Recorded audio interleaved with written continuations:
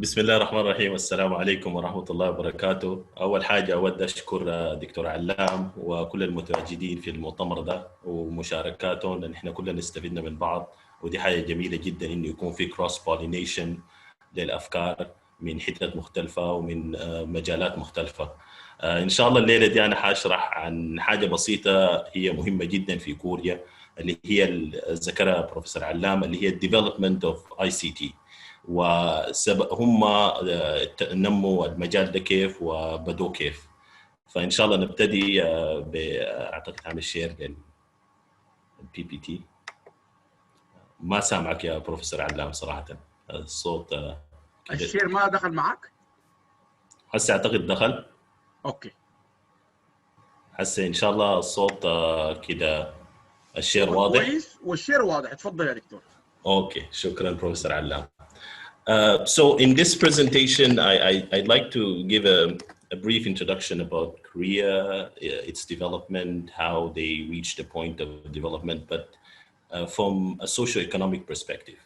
Because doing research, we have recognized that it's not just about technology, it's about developing the system itself. And so the Koreans themselves were very good at developing a socio-economic policies from the start, so that they could reach a point in which technology will become a solution, not the end in mind. And we have to stress this importance a lot, that we are not trying to look at development in technology as technology is the end in mind. Technology is just one part of the solution. The solution encompasses other aspects, such as understanding the social dynamic that exists within a country, the financial means that are available, and all of the other factors that are part of this system. So it's very important to recognize that we're not interested only in understanding how technology is developed, because it's just one small component of the bigger picture. And experts in knowledge economic know this very well, like Professor Alam, that knowledge is one component of it is technology, but there are other components that are very important. And if you look at the discussions on throughout the conference right now, we have noticed there is a huge push about understanding the constraints and factors in Sudan that will help us develop Sudan in terms of technology. So the social aspects are very important. So the title of this presentation is a socio-economic perspective on the factors and barriers to development of technological innovation and hopefully investment in the future in Sudan. Let's start with just the first aspect, which is technological innovation, and hopefully people will come and invest in Sudan as people have invested in Korea from all around the world. So the presentation is simply stated as the following. We will look at knowledge economy and innovation. We'll look at the transition of societies from agricultural to industrial and in the end to knowledge-based economies. We'll look at the different aspects of development in terms of socio-economic, technological, and behavioral, and how they apply to Korea and how they could apply to Sudan, and what we can learn from the Korean development model. And in the end, hopefully we'll have a conclusion and recommendations. So I think everybody knows that throughout history, we have had the formation of groups that would allow us to exchange knowledge. And through these knowledge, we found solutions. And these solutions came in the form of tools. And we could assume that these tools were like the first Stone Age, which would be like a knife. And people do not distinguish between, people would consider technology to be high tech. And that's very scary sometimes to some scientists. And it's scary to me because technology does not have to be high tech. You could use simple technologies that solve problems. And let's look at technology as a tool to solve a problem. So the Stone Age, the knife at the Stone Age era is a technology that was used to open animal and to survive in the wilderness and to cut trees. So that was a technology. And as time passes by, we transitioned from very basic agricultural means to industrial revolutions. And then we reached a point in which we had knowledge economy right now. And so in these transition, we develop new means and methods. And I will explain the new means slowly as we enter to the next slides. But I would like to stress that as we transition from agricultural, and this happened to Korea and it happened to any other countries around the world, we had repercussions. And these repercussion comes with unskilled labor, knowledge not being condensed and available like we have right now with Sudan knowledge. And we also have an issue of resource allocation. So you might have had the knowledge, people who have the knowledge right now, but they had issue with finding resources to execute the knowledge and reach fruition from that knowledge so that it could be helpful for the masses. So this is called structural unemployment, and it happens when we transition from agricultural to industrial to right now knowledge economy. So we already know that agricultural revolution was characterized by people who developed agriculture areas around the world that were very fast in development of agricultural means, had lands, and these lands were associated with weather. So you could farm in certain part of the world, but you could not farm in other parts of the world. You could farm certain products or certain produce in certain areas. So these are considered constrained. So the agricultural revolution had constraints where in Sudan, you could farm certain things that are not farmed in the US or they're not farmed in the UK.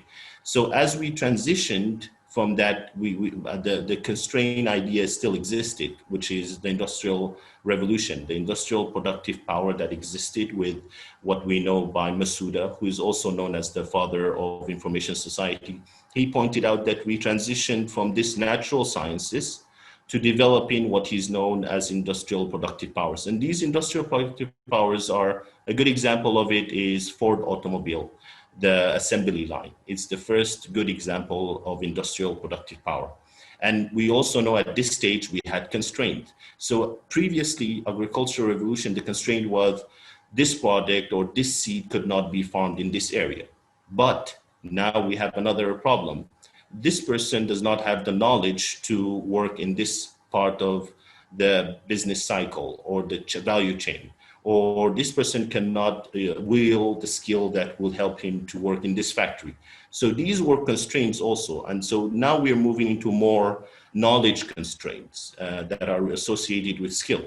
So as we transition, we noticed that we had other skills that should be acquired, which is doing the knowledge and information revolution. And the knowledge and information revolution is closely associated with what we know right now as this products that are based on knowledge. So we look at a product and we wonder, the product looks physical, but there is huge knowledge that is embodied in the product, like right now, the computer that is in front of me. So developing that product required huge problem-solving methods, which ushered what we know as the scientific methods and developing it more so we could produce rigorous research, so we could develop better knowledge. So all of these, the important point I'd like to stress here is the constraint aspect. Trying to find out that the constraints that exist within a system is one of the most important things we could do in Sudan to know the constraints that we would face in Sudan, in the agricultural sector, in the industrial sector, or right now in the knowledge sector that we hopefully will be growing in as we engage more with the world and enter more with the knowledge economy that is witnessed around part of the world.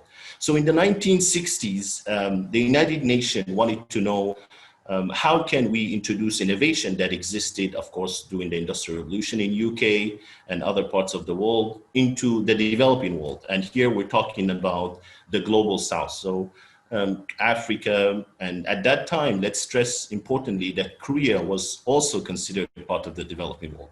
So they looked at these countries and they wanted to do a research, and they found one of the best places to request this research to be conducted is the University of Sussex, which Professor Alam is a prominent figure over there. So the University of Sussex was tasked by the United Nations to develop a sort of a road plan, an understanding of how development could be done in the global South, or what they would call at that time the developing world.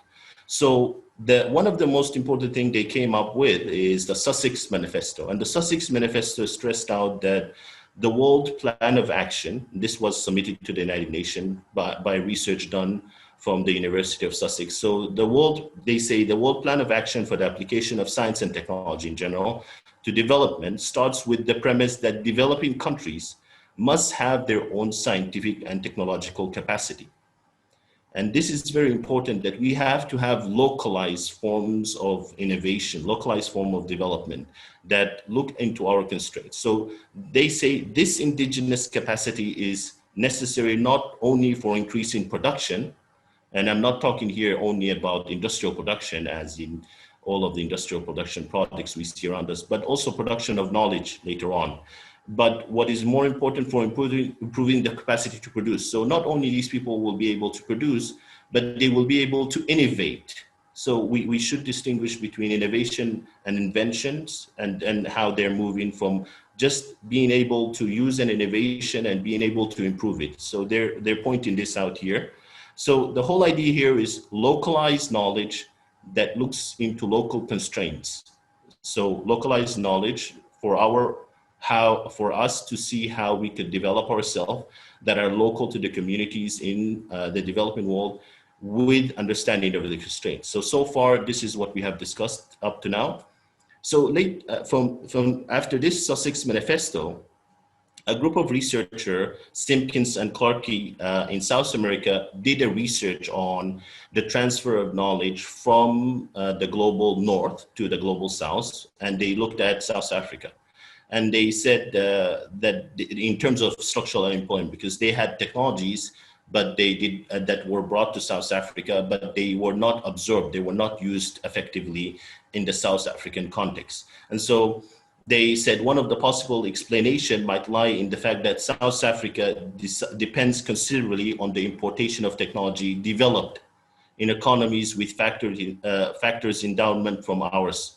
So factors that are not similar to ours in South Africa, they're in South Africa. So then they said that the difficulty lies in the labor force located in rural areas, because still was a developing country, is having hard time joining the labor market. And this has to do with the constraints of skill, the constraints of this kind of ability to understand what is needed at a certain point. And so these barriers reduced the development of South Africa and the transfer of knowledge. So they're talking more about the country unable to absorb the skills and that are needed for the task. And they're also talking about the South Africa need to have its own way of development.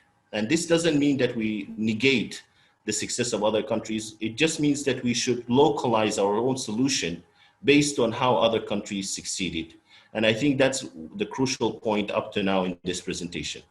So we already know that we shifted from physical networks, we like with railroads and electric grid, to more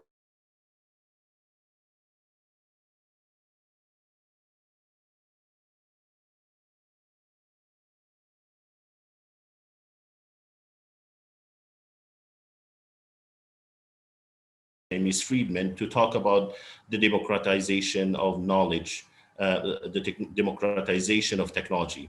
And at that stage, he mentioned the democratization of technology. He then mentioned that computer power is becoming available everywhere, which is the democratization of technology. Then he talked about the democratization of information, the ability for you to access information everywhere, and the democratization of finance. And now we're seeing the development of fintech, which is also part of the democratization of finance. But we still have issues that are constrained to us in the developing world or in emerging markets where we are right now. So this, at that time, he felt that this was that we have reached a point in which we are starting to have this. And in terms of Korea, at that time when he was pointing this out, Korea was trying to develop its own industrial industry in terms of technology and ICT. Before that, Korea was also interested in developing small and medium-sized enterprises, but at the same time, they have what are known as chaebol, which are big companies. So KT is one of the big companies in Korea, and KT started early on to not only produce phones, but to also produce infrastructure, which we will then discuss why they started to even produce infrastructure would lead them to produce 5G. So KT was interested in reducing the digital divide, and it started out by just simple copper band, and then moved on to stronger, better systems using fiber optic, and now they have fiber optic to the home. It's one of the fastest telecommunication system around the world. So in the development of KT right now which is Korea Telecom, has been developing 5G, which is now it's forecasted that Korea will have the highest adoption of 5G. So all of the talk about 5G, Korea is now also interested in leading it. And I'm giving this example that Korea is now on the high tech and on the cutting edge of technology in terms of the internet, because I'm going to explain how they reached this point, that they also had small beginnings, and that we also in Sudan could have those small beginnings, and we could also grow to become one of the fastest growing countries in terms of ICT, in terms of usage and innovation in the region and hopefully around the world. So before reaching this point where they're right now one of the fastest, they have the highest penetration rate around the world and one of the best government, they started to establish very basic master plan. And these master plan did not only target the technology side, which we target a lot here in Sudan. They target the social side. They looked at, can people afford the technology? Is it available? Is it available in rural areas? And they wanted to even reach rural areas more than the cities, because they realized that in order for them to connect the whole countries, they should start with the rural areas a lot. And so they started to provide simple to use technologies for rural areas, free systems for rural areas. And that started with their first enactment in 2001. Then they moved to, in 2002, and creating the condition to use high-speed broadband service. And here, the interesting part, it says creating the condition. So they didn't look at the technology first, they looked at the condition. And the condition here, they're talking about socio-economic factor and the behavioral factor, so that they could build the technology on top of it. Because they realized early on that if we do not develop the country, that we do not look at the educational aspect, if we do not look at how affordable is the technology so that people could buy it, we will just be building a system that nobody would be using. So they started to do a lot of survey at that stage. And I will show one of the surveys at the later stage and how effective that survey is. And everybody is now talking about Korea has an advanced technological system. Korea has the highest penetration rate. But Korea was very vigorous in doing research, a survey, trying to understand the problems on the ground. And it's one of the most important things. And hopefully this is what Sudan would be doing. And this is what I think Professor Alam is trying to do right now with Sudan Knowledge, is to do local research to understand the problem and to do survey and to understand what's the problem with how people are using technologies, or what the problem is agricultural sector. So they established the Korea Agency for Digital Opportunity and Promotion. I imagine this is in 2002. And then they started to define in terms like digital divide, بيسموها الفجوة الرقمية طبعا بالعربي, and assessing digital device manufacturing and how they could incorporate into manufacturing, because they have strong manufacturing industry with Hyundai and other like Kia and Hyundai. And they started to formulate committees to do strong, rigorous survey, and very on an interval that is very close. So they try to understand on that interval how things are changing, why people are not using technology. And so there was a huge monitoring and evaluation monitoring and evaluation scheme for them to realize where they are right now, how they should move forward. And this was done intensively. While I was in Korea, they were always trying to find out, why are you not using this technology? Why are you not using better internet? What makes you not use it? And they were very effective at it. So right now, looking at Sudan, and we already have fiber optic cables encompassing all of Africa. And these fiber optic cables are very strong. They would give Africa more internet connection than it ever needs. So what's the problem? If we have all of these fiber optic connecting in Africa in this slide, what is the problem with us having issues with internet in rural areas? And that is what we already know. It's called the local loop problem. But the local loop problem has another issue. It has an issue with if people are able to afford it, why would people use it? So In the next slide, I'm going to give an example, which is the e-government initiative in Sudan. And it's one of the nicest initiatives that they're trying their best to improve e-government in Sudan. But if you look at statistics, and that's what's the basic things that people, Korea likes to do is statistics, so that they know the current status of the situation. If you look at statistics, as of January 2020, we have a 31% rate of internet penetration.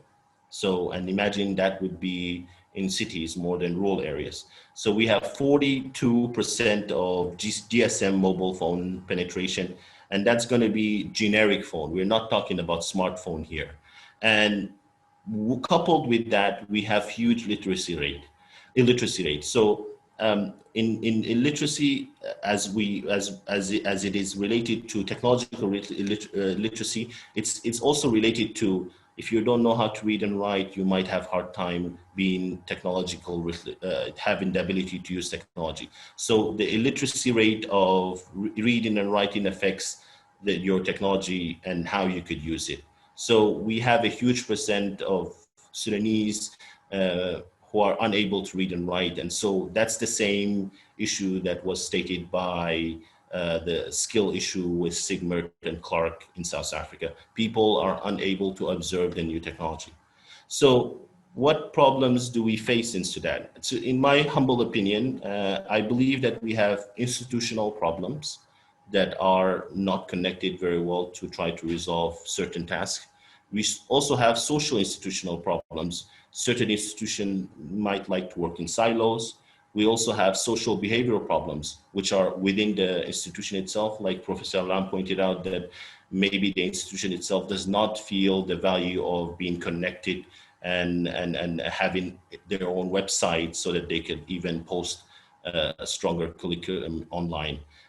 This also follows through political means. So we might have issues with the policies that are implemented by certain groups within the institutes that prefer less technology than more technology. And this has to do with the great research done by MIS, Management Information System field, in which 80% of the failures of technology comes from the people who are using the technology, not the technology. So that's why we stress the importance of looking at technology as just one part of the solution. So we also have a financial issues. Some people cannot afford these internet packages, so they might not be able to buy it. And so we have to consider what policies we could do for them. So, and then the language literacy, which is part of the technological literacy issue. And then we have physical infrastructure expanding, although the Sudan has been improving a lot, but we still have areas in Sudan where the connectivity is unavailable. And then we have the issue of software and design. And the issue of software and design here is, there is a great example of Kenya, which is M-Pesa. And they use internet, it's not internet banking, it's just banking at first stage, sort of mobile banking, and then they moved internet to internet. So in this stage, at that stage where when I'm talking about software and design, is that you could design simple things like M-Pesa, which is considered by far one of the most successful mobile banking around the world. And they use generic phones. They're not using smartphone, they're not using internet, they're using generic phone with SMS. And so the design was very simple, but it was very effective at helping Kenya leapfrog into the mobile banking era and become well known around the world for doing effective mobile banking. We also have content issues in all around Africa, I should say. So Mark Graham in Oxford Internet Institute did an interesting research in 2011. And it was quite shocking that in Wikipedia, there is more information about Antarctica than some countries in Africa. So the content is not being developed about our own communities, our own countries, in our own languages. So this follows through also with maybe we cannot or don't have the means, not that we are unable to explain about our country, but we don't have the means of publishing information online, which has to do with technological literacy. So these are some of the constraints. There are more constraints as people research more, but I just wanted to point out that they are socio-economic constraints at the first stage. There is technological constraints, and then the behavioral constraints. So let's look at Korea, going back to Korea with just this last example. food for thought from Korea here is that we talk about Korea high penetration rate, very good technology, Samsung, LG, but Korea was doing this very simple research all the time, which is what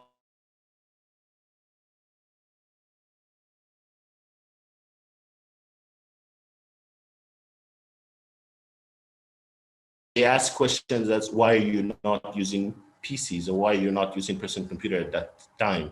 So some of them were they feel that they don't know how to use a PC or feel difficulty in using it. So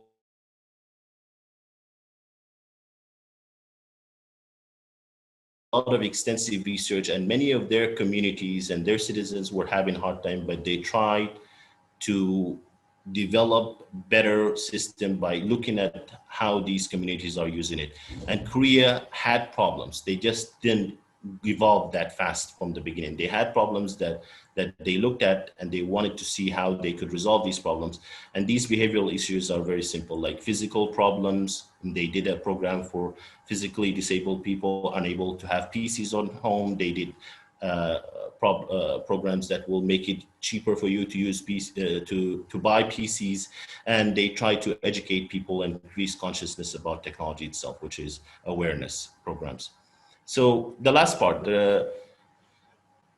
of the presentation is very simple recommendation, and hopefully we'll share more thoughts in the future, is that the solution to the problem is not technology. And let's be very clear. The solution to the problem is holistically understanding all of the components of the problem. And one part of it is technology. So we should look at the socio-economic factors that hinder a country in terms of ICT and usage. We should look at how they're using it and why they're using it, and extensive monitoring and evaluation is highly needed. So the mere existence of technology does not solve the social problem. Technology itself is not the solution to the problem, but understanding all aspects of the problem holistically helps in developing optimized solution. So with this in mind, more refined and streamlined policies and technological artifacts could be designed, enacted to become tools for more social cohesion, because we have rural and urban areas, and not a tool for heightening economic inequalities and social division.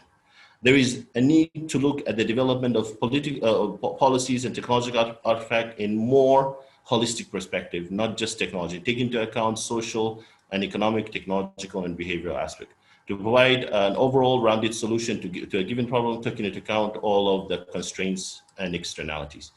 And hopefully the M-Pesa version would be a good example. And here I pointed out the M-Pesa from Kenya is a system of interlinked accounts that transfer money using some of the most fundamental feature. It's a generic phone. يعني هو النوكيا القديم, ما smartphone. And it's one of the most effective mobile banking around the world.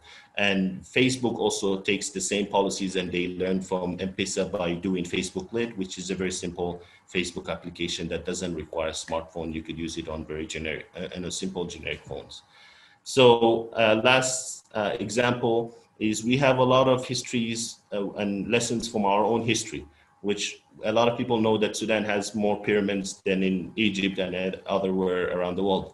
And one of the examples here I would like to point out is the French archaeologist Claude Rally. He pointed out that that doing the development of pyramids in Sudan, it was an initiative to make it easy for people to develop these pyramids at that time, because it was considered a gateway to communicating with higher beings and at that time with God to in their beliefs. So, but they were very effective in providing the tools for everyone so that they can develop these pyramids. So here he says we have really a kind of inflation, what I call a democratization of pyramids, which is without equivalent, especially in Egypt. Sudanese royalties also got their pyramids, but later so did many other lesser so. So hopefully those who have smartphones in Sudan, like many of us, will recognize that we should build policies for people who do not have smartphone, and maybe we'll have better effective policies that will help to help to connect everyone in Sudan, not only those who have better means of communication and tools. So this is the end of my presentation. Sorry for taking a long time. Hopefully I did not overdo my time. Thank you very much, Professor Allah. شكرا لك جزيلا، واستوب الشير يا دكتور، والله يعني نفع الله بك انت if you don't mind me بس في لنا الشير. انت عمرك كم يا دكتور عمر؟ انا معلش عمري اسالك بابليك كده يعني، ما انا اجيب لك عروس، لكن عمرك كم يعني؟ طوالي انا عمري 34. ما شاء الله يا ما شاء الله. وخلصت في 2018. ايوه خلصت في 2018. خلاص في لنا الشير ده طبعا من اصغر الناس اللي سمعنا بهم زمان. انا ما بعرف، دي معلومه جاتني بس عرضا، انه زمان كان بيقول لنا كده، ما اعرف، اصغر واحد عمل PhD سوداني كان بروفيسور سعد المدني، اللي هو خاله المرحوم بروفيسور عبد الله الطيب. ما عارف، احتمال يكون في اصغر من 28، ما عارف، لكن انا بتذكر في واحد منهم. لكن ما شاء الله انا غايته ما عندي تعليق عشان اكسب الزمن. تعليقي واحد بس، هذا الدكتور عمر جبريل كان بيقدم في المحاضره دي من الخرطوم، ويا ناس مجلس السياده ويا مجلس الوزراء كان ما لحقتوا سريع الولد ده. نحن اي حته حنودي CV بتاعته والفيديوهات بتاعته دي واوراقه العلميه دي بيختفوا طوالي. انا بكلمكم، فقبل ما يكون في دياسبورا قدر ده يطلع الحقوه سريع. انا ما عارف في راسه في شنو، لكن انا بقول ده ما عندي تعليق ثاني اقوله هايته على ده. وامبارح كنت مفتكر يعني الجماعه كباتن ديل ما شاء الله اتحفونا وعملوا برزنتيشن قمه في الروعه. انا اتمنى والله اللمس ديل وعمر ده، نحن بننادي بالعوده، لانه مع شوي حتكلم لنا زول عن العوده. نحن ما بننادي زول يطلع من السودان، لكن والله يعني كمان ده الماركت، ده الانترناشونال ماركت. انا حاتكلم عن الموضوع ده مع ناس الهيومن ريسورسز يوم الجمعه، الداير يحضر برسل لكم مع ناس ريم، فخورين بهم جدا في جروب ضخم في السودان عن الهيومن كابيتال. لكن ده حقول لهم الليله ما بتقدر توقف واحد زي دكتور عمر ده انه بكره ما تلقاه في لندن، ما بتقدر. من الحكومه الانجليزيه حصلت قبل كده، الحكومه الانجليزيه جابت لها 1000 استاذ من جنوب افريقيا وقامت الدنيا كلها عليها. قال لا جنوب افريقيا عندهم نقص في الاساتذه، قاموا فتحوا الباب. جنوب افريقيا لانه السيستم قريب لهم وبعرفوا انجليزي، جابوا 1000 استاذ من جنوب افريقيا. قامت الدنيا دي قامت عليهم، وانتم المفروض تساعدوا العالم الثالث. قال لهم يا جماعه ما احنا دايرين اساتذه، عندنا نقص، وديل خيره الاساتذه. قالوا لك انت شيلوا خيره الاساتذه، قالوا لك انت شيل منه. ما هسه بكره انجلترا كان داير لازم بتاع تكنولوجيكال اندرستاندنج للسوشيال امباكت ده، بيعزلوا يقوم يقدم لهم محمد ده عمر ده بيشيلوا. فيا حكومه السودان الحقوا الزول ده قبل ما نلقى بكره مرك. انا شخصيا كان قال اي في يدي يقول لي اعملوا لي بعملوا، لانه كمان ما وقف قدامه زول زي ده. ده السمارت جنريشن اللي بيتكلم عنه، وديل الليدر. شكرا الكونفدنس شفت اللي امبارح بتاع امريكا ديل كلهم ما شاء الله، لكن شفت الكونفدنس عند الناس دي امبارح. والله البرزنتيشنات دي حيكونوا مثال. والله تقريبا اي شيء جميل من امبارح لليله ما حصل اصلا. جانا زول هنا يعني غير بيرفع الستاندر. المشكله الستاندر بقى عالي جدا في المنصه دي، كل يوم هنا ده احسن من اللي قبله. ما عارفين ذاته ندي اكزامبل منه، لكن يا جماعه ده العلم اللي بيودي العالم، ودي اكبر دوله في العالم. لكن احنا عندنا زول كونفيدنت. انا اكثر حاجه عجبتني والله يا دكتور في البرزنتيشن ده، انت خدت لك سلايد قلت دي المشكله وخدت جنبها الريفرنس. يعني ناس البنك الدولي وناس اليونايتد نيشن لما يقولوا لنا ادونا ادفايس نقول لهم دي المشكله، ناخذ لهم جنبها الريفرنس. دخلت لك الجدول كله قال لك دي المشكله وده الريفرنس. والذول رجع له جبيل قال بتاع الصصق ده اسمه جيفري اولثهام، اتوفى في 2017. جيفري ده من المؤسسين لواست ومن المؤسسين للدياسبورا بروجكت. والسودانيين يعني العجائز قدرنا. خالد كفيل ده كان حاضر، خالد كفيل حاضر، ودكتور عادل حاضر، وتهيألي علي مدثر ده كلهم كانوا في الدياسبورا اول اجتماع. دكتوره منى حاضره برضه من الكي نوت سبيكر في افتتاح الدياسبورا ده، كان هو بروفيسور جيفري اولثهام الرجع له دكتور عمر ده. وجيفري ده يا جماعه كان رئيس اليو كي يونايتد نيشن تيم في امريكا. يعني اليو كي كدوله اللي بيرقص التيم بتاعها في الساينس اند تكنولوجي فور ديفلوبمنت في اليونايتد نيشن هو كان هذا جيفري اولثهام. هو بريتش وزول طيب واكثر زول ساعدنا نحن كسودانيين، وكنا نتمنى قبل ما يموت نجيب السودان، لكن الثوره جات متاخره بعد ما هو توفى يعني. لكن لو كان حضرته كنا جبنا السودان وكان جاء، وهو اللي قام بموضوع الدياسبورا ده معانا وتلقوا في وصايتنا. انا يا جماعه وطبعا اي تفضل يا دكتور اتفضل.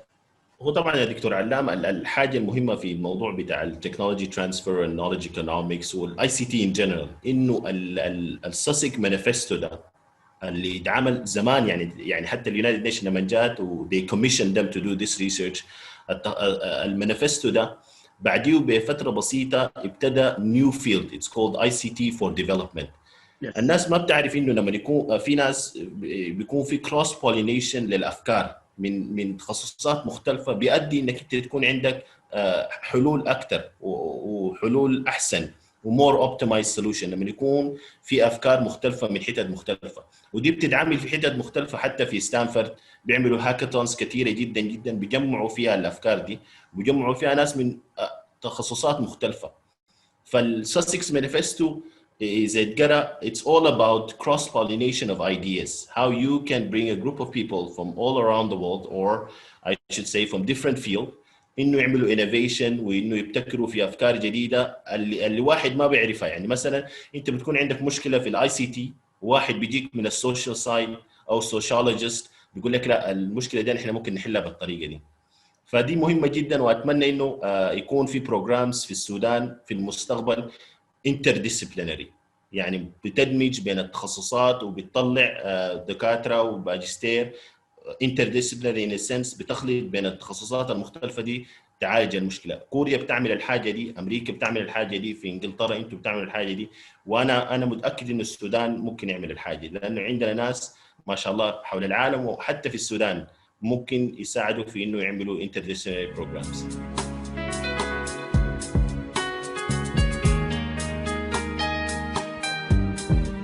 بنحلم بفضاء أوسع، بنحلم بزمن أجمل، بلاد ميلاد بلاد ميلاد. بنحلم بفضاء أوسع، بنحلم بزمن أجمل، بلاد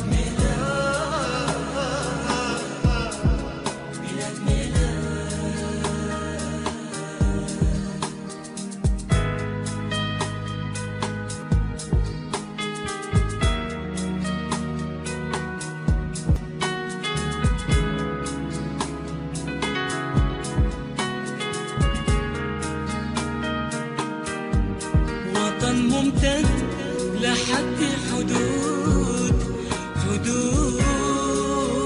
الحد، وطن لا فيه هم لا غم، فقط نسعى.